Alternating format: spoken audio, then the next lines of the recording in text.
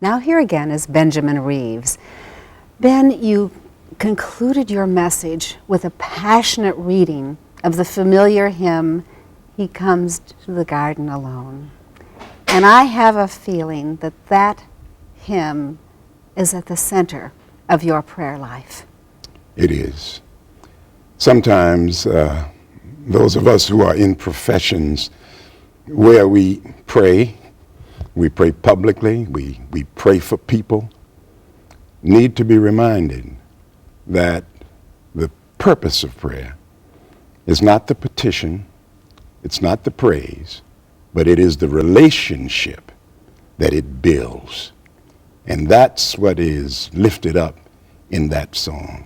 The relationship and the intimacy, as you point out. Correct. With God. Correct. Now, many people tend to pray in a superficial way, as though God were some kind of a magician.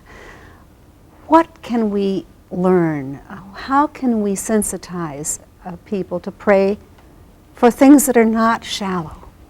Well, that's, I think, one of the things that can grow out of the relationship.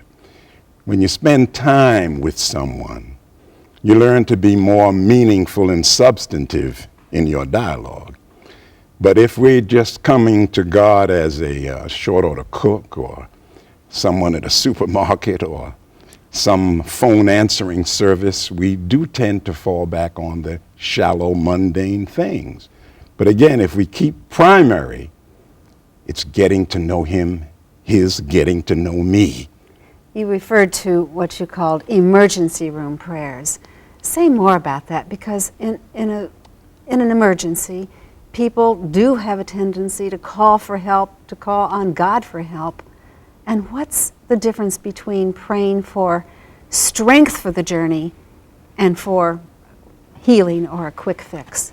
I think that there's a commonality that is quite appropriate in praying for healing and also praying for a solution to an emergency situation.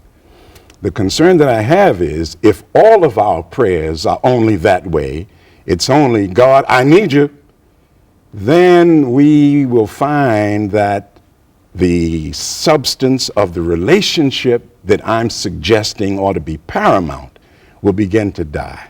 The knowledge that others are praying for you is a critical part of the healing process. We have 15 seconds, but was that important for you when you had your heart attack? Big time importance. To know that there are those who were lifting me up. And you have lifted us up today, Benjamin Reaves. Thank you so much.